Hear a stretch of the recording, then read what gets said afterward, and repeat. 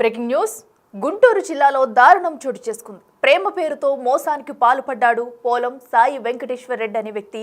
అయితే గత కొన్నేళ్ల క్రితం కూడా దీపికానే అమ్మనైతే ప్రేమించి వివాహం చేసుకున్నారు. వీరిద్దరు కూడా కాకినాడలో పెళ్లి చేసుకున్నట్టుగా కూడా చెప్తున్నారు. అయితే అనంతరం వీరిద్దరికి ఒక బాబు పుట్టిన తర్వాత ఎవరైతే వెంకటేశ్వర్ రెడ్డి కుటుంబ సభ్యులు ఉన్నారో తనను వెనక్కి తీసుకెళ్లిపోయినట్టుగా బాధితురాలైతే ప్రస్తుతం అయితే తెలుపుతుంది. అయితే ఇప్పుడు ఇన్నేళ్ల తర్వాత ఇలా లవ్ మ్యారేజ్ చేసుకుని అనంతరం బాబు పుట్టిన అనంతరం కూడా వాళ్ళ కుటుంబ సభ్యులు వచ్చి తనను తీసుకుని వెళ్ళిపోయాడని, కావాలని ఇప్పుడు నాపై నిందలు మోపి నన్ను వదిలించుకునేందుకే వెంకటేశ్వర్ రెడ్డి చూస్తున్నాడంటూ బాధితురాలైతే తెలుపుతుంది.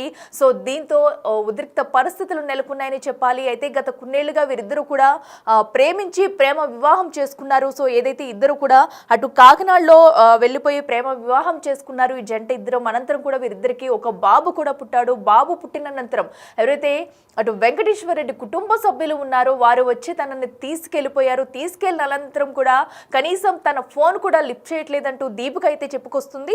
ఈ నేపథ్యంలోనే అటు ఎస్పీని కూడా కలిసి తన బాధనంతా వివరించాను, ఒక కంప్లైంట్ కూడా ఇచ్చినట్టుగా కూడా బాధితురాలు అయితే తెలుపుతుంది. అయితే ప్రస్తుతం వీరిద్దరిని వదిలించుకునేందుకే ఇన్ని నాటకాలు ఆడుతున్నాడంటూ, కాసేపు క్యాస్ట్ అడ్డు వస్తుందంటూ చెప్పుకొస్తున్నాడంటూ, మీరు ఎస్సీ మేము ఓసీ అంటూ కూడా వెంకటేశ్వర్లు చెప్తున్నాడు.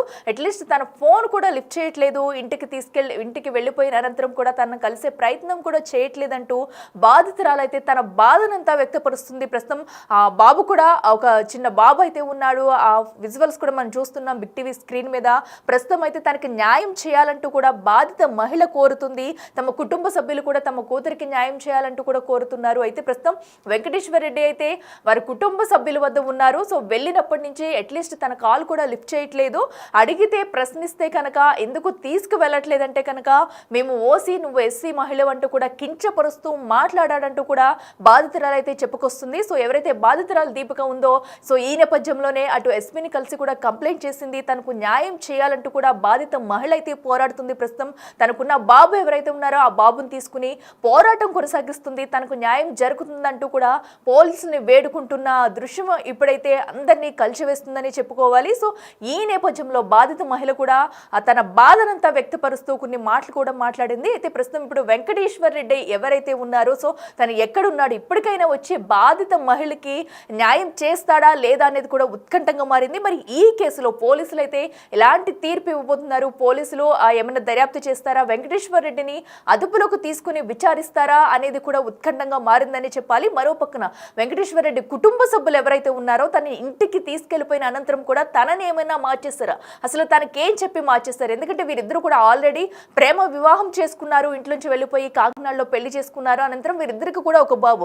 అలాంటిది ఇప్పుడు సడన్ గా వాళ్ళు వచ్చి వెంకటేశ్వర రెడ్డి కుటుంబ సభ్యులు వచ్చి తీసుకెళ్లిపోయిన అనంతరం కూడా అటు ఎవరైతే దీపిక ఉందో దీపిక ఫోన్ కూడా లిఫ్ట్ చేయలేని పరిస్థితి నెలకొందంటే వాళ్ళ ఇంట్లో వాళ్ళే మార్చేస్తారా అనే అనుమానాలు కూడా వ్యక్తమవుతున్నాయి. సో అయితే మనం కూడా ప్రస్తుతం అయితే బాధితురాలైతే తన బాధనంతా వ్యక్తపరుస్తూ కొన్ని విషయాలైతే వెల్లడించింది. ఒకసారి బాధితురాలు ఏమందో చూద్దాం. నమస్తే అండి, నా పేరు బండ్ల దీపిక. నేను నమ్మూరు నుంచి వచ్చానండి ఇక్కడికి. నేను సాయి వెంకటేశ్వర్ రెడ్డి అబ్బాయి ఇన్స్టాగ్రామ్ ద్వారా పరిచయం అయ్యాడు. సో మేము ప్రేమించుకున్న తర్వాత ఒక 4 నెలల పరిచయం మాట్లాడుకుంటూనే ఉన్నాము. అలా పెళ్లి ద్వారా ఇంట్లో ఒప్పుకోవట్లేదని చెప్పేసి వెళ్ళిపోయామన్నమాట. కాకినాడ వెళ్ళిపోయి అక్కడే ఫ్రెండ్స్ ద్వారా పెళ్లి జరిగి అక్కడే ఉంటున్నాము. ఒక నెల అయింది. నెల తర్వాత పోలీసులు నెంబర్లు ట్రేస్ చేసిన తర్వాత మేము ఉన్నామని తెలుసుకొని వాళ్ళ అమ్మ నాన్నని మొత్తాన్ని అక్కడ పంపిస్తే వాళ్ళు కార్లో మమ్మల్ని తీసుకొని వచ్చేసారండి. తీసుకొచ్చిన తర్వాత ఇక్కడ పెదగాగన్ పోలీస్ స్టేషన్లో ఆ అబ్బాయి మిస్ అయ్యాడని కేసు పెట్టారు. సో తీసుకొస్తే మమ్మల్ని అడిగారు, అభిప్రాయాలు తెలుసుకున్నారు. వాళ్ళిద్దరు మేజర్సే, వాళ్ళు ఎంబడి అనుకున్నది. వాళ్ళు ఏమనుకుంటే అది చేయనివ్వండి అని చెప్పేసి కేసు డైవర్ట్ మొత్తం క్లియర్ చేసిన తర్వాత మళ్ళీ మేము కాకినాడ వెళ్తాం. అక్కడే వెళ్ళి ఉంటుంటే తర్వాత వాళ్ళ అక్కగారు ఒక 1 మంత్ తర్వాత మళ్ళీ కాల్ చేశారు. ఏంటంటే మీ ఇద్దరు జాయింట్ అకౌంట్ మీద బంగారం ఉంది, మన ఇద్దరు జాయింట్ అకౌంట్ మీద. సో నువ్వు సైన్ చేస్తేనే నా బంగారం వస్తుంది అని చెప్పి పిలిపించారు. నేను సాయి గారు ఏం చేశానంటే కాకినాడ నుంచి మళ్ళీ తిరిగి ఇంటికి వచ్చిన తర్వాత నేను పడుకున్నాను, రెస్ట్ తీసుకున్నాను. ప్రెగ్నెంట్, అప్పుడు 3 నెలలు ప్రెగ్నెంట్గా ఉన్నాను. రెస్ట్ తీసుకున్నాను. సాయి అని నా తమ్ముడితో కలిసి బ్యాంక్ దగ్గరికి వెళ్ళి సైన్ చేసి వచ్చిన తర్వాత అతన్ని బయట రోడ్డు మీద 2 కార్లు అతను కొట్టేసి తీసుకొని బయట డిక్కిలో పెట్టేసుకొని వెళ్ళిపోయారు వాళ్ళ అన్నయ్య. తీసుకొని వెళ్ళిపోయిన తర్వాత నేను వెళ్ళి కేసు పెట్టాను సాయంత్రానికి. నా భర్తని ఇలా తీసుకొని పోయారు కొట్టి అని చెప్పి పోయి కేసు పెట్టాను. పెడితే పోలీసులు కనుక్కొని 3 రోజుల తర్వాత నన్ను పిలిపించారు. ఇదిగోండమ్మా అని భర్తని పిలిపించారు. ఏంటి సాయి ఎందుకు తీసుకెళ్ళారు, నేను బాగా కొట్టారా అని అడిగితే లేదు నా ఇష్ట ప్రకారంగానే వెళ్ళాను, నేను మంచిగానే కాదు అందుకని నేను వెళ్ళిపోయాను, వాళ్ళేం నన్ను ఇబ్బంది ఏం పట్టలేదు, బలవంతం చేయలేదు, నా ఇష్ట ప్రకారంగానే వెళ్ళాను అని అబద్ధం చెప్పారు. మరి మొహం నిండా దెబ్బలేంటండి అని అడిగితే నేను బండి స్కిడ్ అయి కింద పడ్డాను అని అబద్ధం చెప్పాను. ఎందుకు చెప్పాడు, వాళ్ళ అమ్మ నాన్న మీద మాటలు రాకూడదు. సరే ఏంటి సార్ నాతో వచ్చేస్తే నేను వెళ్ళిపోదాం అనేది అంటే లేదు, నా మీద లేనిపోని చెప్పాడు, నువ్వు అలాంటి కానీ ఎలా వాడితో వెళ్ళావు వీడితో వెళ్ళావు అని చెప్పి నన్నే నిందించాడు. నిందిస్తే ఎందుకు మాట్లాడుతున్నావు, ఫస్ట్ బాగానే ఉన్నావు కదా, ఇప్పుడు దాకా కూడా బాగానే ఉన్నావు కదా, మొన్నటి దాకా కూడా ఇవన్నీ ఉన్నావు, ఎవరు చేశారు ఇదంతా అని అంటే లేదు నేను నీ గురించి ఇప్పుడే తెలుసుకున్నాను అంటున్నాను. ముందు నుంచే నా గురించి తెలుసుకొని నా మొత్తం తెలుసుకొని నేనేంటో ఏం చేస్తున్నాను మొత్తం తెలుసుకొని నాకు పరిచయం చేయడు. వద్దు అన్నా కూడా నన్ను అవుట్ పెయింట్ చేసుకున్నాడు. తర్వాత ఏం జరిగిందంటే నేను కడుపు ఉన్నాను కదా, మరి ఏంటి కడుగుతారా అని అంటే కడుపు తీపిచ్చేసుకుంటాను, మొహాన్ ఎంతో కొంత పడేస్తాను అని చెప్పి తిట్టాడు. తిడితే నేను తను కాల్గా పెట్టుకున్నాను. ఏంటి ఇలా మాట్లాడుతున్నావు అని అంటే మరి నువ్వు అంటే నాకు ఇష్టం లేదు, నువ్వు వద్దు వెళ్ళిపో అని చెప్పిపోయాడు. సరే అని చెప్పి కేసు పెట్టాను, SC/ST కేసు పెట్టాను. అన్ని రిజిస్టర్ మొత్తం 8-7 ఏమో కేసులు పెట్టాను. అన్నిటికీ తిరిగాను, మహిళా మండలికి తిరిగాను, DSP ఆఫీస్లో తిరిగాను, ప్రతికాకాని పోలీస్ స్టేషన్లో తిరిగాను. ఇక్కడ కడుపు 9 నెలలు కడుపు వేసుకొని వచ్చి ఇక్కడికి వచ్చి మాట్లాడాను. సార్ అందరికీ కలిగించారు కానీ ఎవ్వరూ పట్టించుకోవట్లేదు. కేసు జరుగుతుందమ్మా అంటున్నారే దాన్ని దాని గురించి ఏం తెలియదు నాకు. కాళ్ళు ఇలా వాసి కూడా నేను కడుపుతోనే వచ్చాను, అందరూ తిరుగుతూనే ఉన్నాను. ఆ అబ్బాయి మాత్రం కనీసం కూడా కనపడలేదు ఆ రోజు నుంచి. మొత్తం ఎవరిని అడుగుతున్నారంటే వాళ్ళ బావగారు జయరామ్ రెడ్డి గారు వెంటనే నడిపిస్తున్నారండి. తనకి ఏం చేసినా ఏం ప్రాబ్లం లేదండి, నేను ఏం చేయను, నేను ప్రేమించింది ఆ అబ్బాయి కదా, నన్ను వచ్చి ఇష్టపడుతున్నానని చెప్పింది ఆ అబ్బాయి కదా తీసుకుని పోయింది. ఇప్పుడు నాకేం సంబంధం లేదు, ఆ బాబు నాకు పుట్టలేదు అంటున్నాడండి. అప్పటితో నాకేం తెలియదు అని నన్నే అంటున్నాడు. ఆ అబ్బాయి ఏ ఊరు, ఎట్లా పరిచయం? ఆ అబ్బాయి నరసరావుపేట అండి. వాళ్ళ అక్కది నంబూరు ఇచ్చారు, మా ఊరు ఇస్తే సో వాళ్ళ అక్క దగ్గర ఉంటా నాకు ఇలా పరిచయం అయ్యాడు అనమాట. ఇలా పరిచయం అక్కడ కాటాలో పనిచేస్తుంటాడు. సో అలా పరిచయం అయ్యాడు నాకు ఫోన్ ద్వారా. పరిచయం అయితే నేను మెలుకున్నాను, ఇంట్లో ఉండేదాన్ని అండి, నాకేం తెలుసు ఆ అబ్బాయి వచ్చిందని చేస్తేనే కదా నేను చేసింది. ఇప్పుడు నన్నే అంటాను నువ్వు మంచిదని కాదు, నువ్వు ఎలాంటిదాను అలాంటిదాను అని మాటలతోనే చెప్తున్నాడు. అందరూ మాటలు వింటున్నారు కానీ నా దగ్గర ప్రూఫ్లు ఉన్నా ఎవరు పట్టించుకోవట్లేదు. బెడ్రూమ్ నాది కాదు అంటున్నాడు. DNA టెస్ట్ చేసుకోమని చెప్పండి నాకు అన్ని, నేను ఒకటే స్టాండర్డ్గా ఉంటాను, నేను ఏం తప్పు చేశానో చెప్పండి, నేను ఏం చేశానో చెప్పానండి, ఎవరితో వెళ్ళానో చూపిమనండి. అది నా దగ్గర అన్నీ ఉన్నాయి. ఇప్పుడు ఎక్కడ ఉన్నాడు అతను? ఇప్పుడు నరసరావుపేటలో వేరే అమ్మాయితో ఉన్నాడండి, వేరే అమ్మాయితో ఉన్నాడు. దీనికి చెప్పండి ఆన్సర్ ఏంటో. మాటలతో చెప్పిన దానికి చేత చెప్పిన దానికి ఏంటండి తేడా చెప్పండి. నా దగ్గర ప్రూఫ్లు ఉన్నాయి. ఆ అబ్బాయి మాటలతో చెప్తే నమ్ముతున్నారు, నేను ప్రూఫ్లు చూపిస్తున్నా నమ్మరా ఏంటి?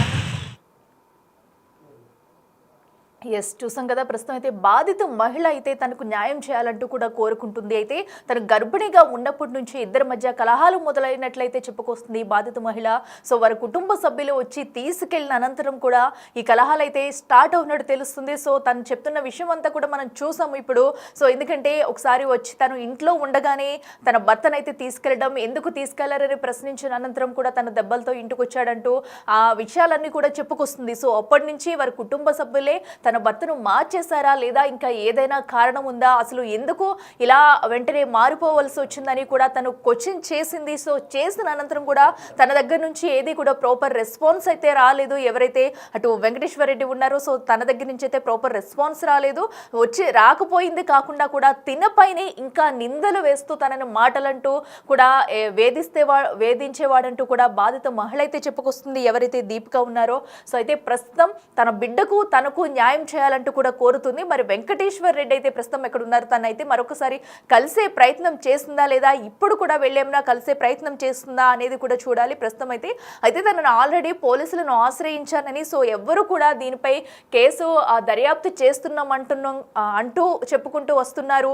బట్ ఎవరు కూడా ఈ కేసును అయితే సీరియస్గా తీసుకుని ఎవరు తనకు న్యాయం చేయట్లేదు, కావాలనే లేట్ చేస్తున్నారంటూ కూడా బాధిత మహిళ దీపిక ఎవరైతే ఉన్నారో తను వాపోతుంది. ప్రస్తుతం ఇప్పటికైనా కూడా తనకి న్యాయం చేయాలంటూ మీడియా ముందుకు వచ్చి వేడుకుంటుంది. బాబు ఎవరైతే ఉన్నారో తన చిన్న బాబుని తీసుకుని వచ్చి కూడా మీడియా ముందుకు వచ్చి అయితే తనకు న్యాయం చేయాలంటూ కూడా బాధిత మహిళ వేడుకుంటుంది. మరి ఇప్పటికైనా పోలీసులు అయితే ఈ కేసుని త్వరితగతిన దర్యాప్తు చేస్తారా లేదా అనే ఉత్కంఠ అయితే నెలకొంది. ఇక మరింత సమాచారం అందించేందుకు మా ప్రతినిధి అయితే సాయి శంకర్ ఫోన్లో అందుబాటులో ఉన్నారు.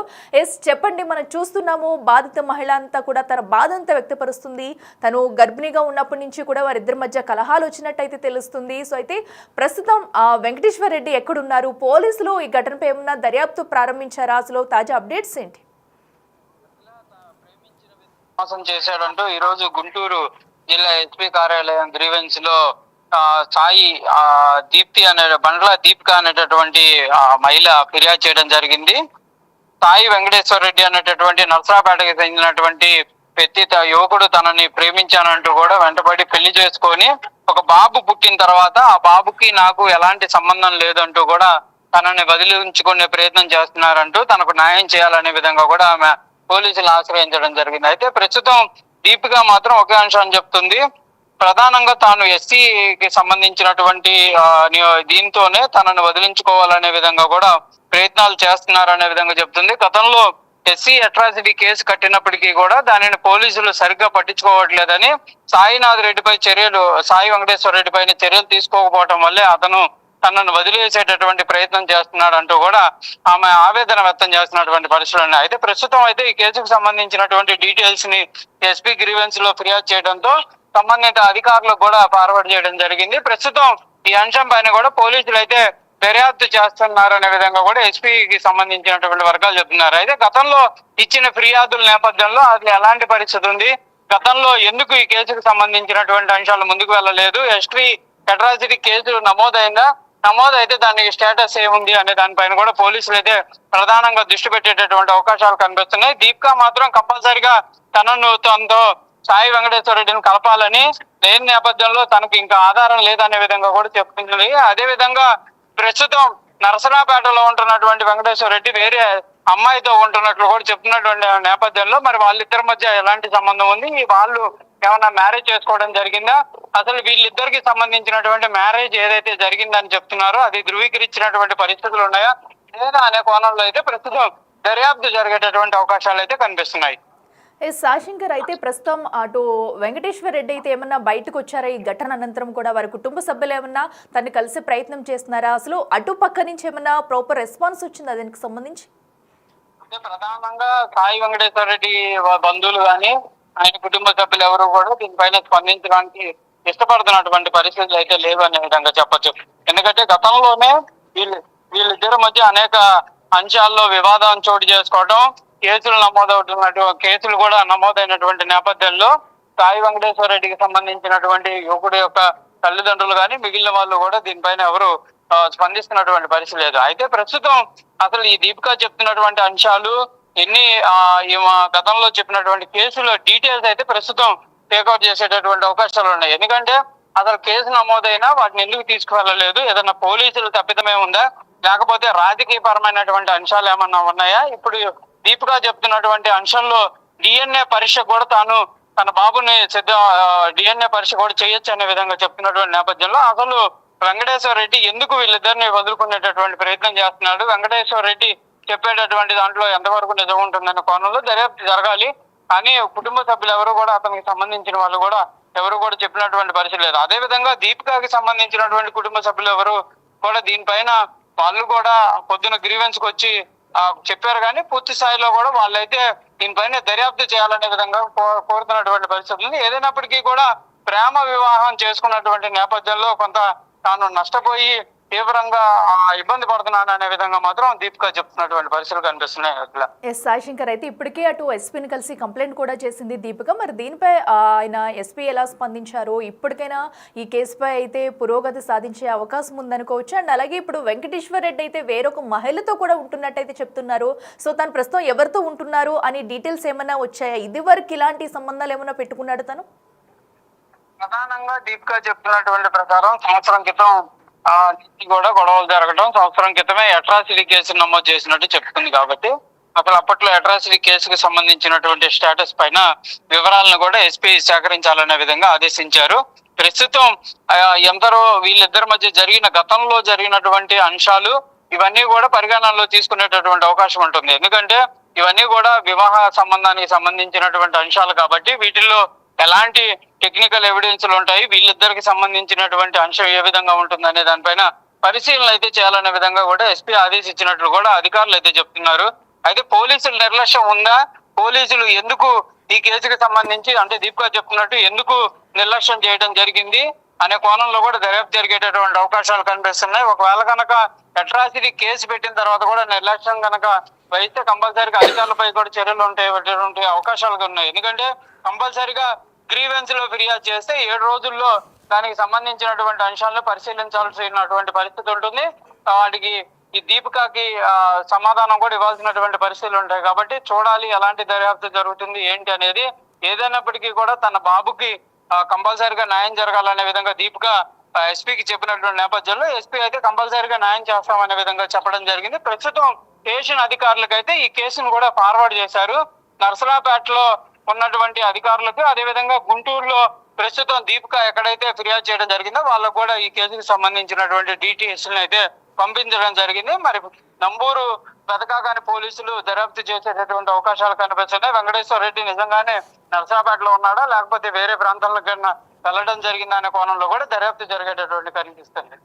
Right Sai Shankar, thank you. So ఏదైతే ప్రస్తుతం అటు దీపిక ఇచ్చిన కంప్లైంట్ మేరకు కూడా పోలీసులు అయితే అటు దర్యాప్తు చేసే అవకాశం అయితే కనిపిస్తుంది. త్వరితగతిన కూడా ఈ కేసులో పురోగతి సాధించే అవకాశం అయితే కనిపిస్తుంది. సో ఏదైతే తనకున్న ఒక బాబుని తీసుకుని కూడా తమకు న్యాయం చేయాలంటూ దీపిక అయితే అటు పోలీస్ స్టేషన్ల చుట్టూ తిరుగుతుంది. అలాగే ఎస్పీకి కూడా ఈ రోజు అయితే కంప్లైంట్ చేశారు. వారి కుటుంబ సభ్యులతో కూడా వెళ్ళి తనకున్న బాధనంతా అక్కడ వ్యక్తపరుస్తున్నట్టయితే దీపిక చెప్పుకొచ్చారు. ప్రస్తుతం అయితే వెంకటేశ్వర్ రెడ్డి ఎవరితో ఉంటున్నారు ఏంటి అనేది కూడా ఉత్కంఠంగా మారింది. తను ఇదివరకు కూడా ఇలాంటి ఘటనలకు ఏమన్నా పాల్పడ్డారా, ఇంకా ఎవరితో అయినా సంబంధాలు ఉన్నాయనే కోణంలో కూడా పోలీసులు విచారించే అవకాశం కనిపిస్తుంది. సో ఎందుకంటే వీళ్ళకి పెళ్ళయ్యి ప్రేమ వివాహం చేసుకున్న కొద్ది రోజులకే బాబు కూడా పుట్టాడు. అనంతరం కూడా నాకు సంబంధం లేదంటూ కూడా తనని వదిలించుకునే ప్రయత్నం చేశాడు. మరో పక్కన తన క్యాస్ట్ ను కూడా తీసుకొచ్చి నువ్వు ఎస్టీ అంటూ కూడా హేళన చేస్తున్నాడంటూ బాధితురాలు అయితే చెప్పుకొస్తుంది. మరి దీనిపై పోలీసులు అయితే ఇప్పుడు ఎలాంటి యాక్షన్ తీసుకోబోతున్నారు, అసలు వెంకటేశ్వర రెడ్డిని త్వరితగతిన బయటికి తీసుకొచ్చి ప్రవేశపెడతారా లేదనేది కూడా ఉత్కంఠంగా మారింది. తన ఎక్కడున్నాడు ఏంటి, వెంకటేశ్వర రెడ్డి బయటకు వస్తే అసలు ఈ కేసుకు సంబంధించి కూడా అసలు విషయాలు బయటపడే అవకాశం కనిపిస్తుంది.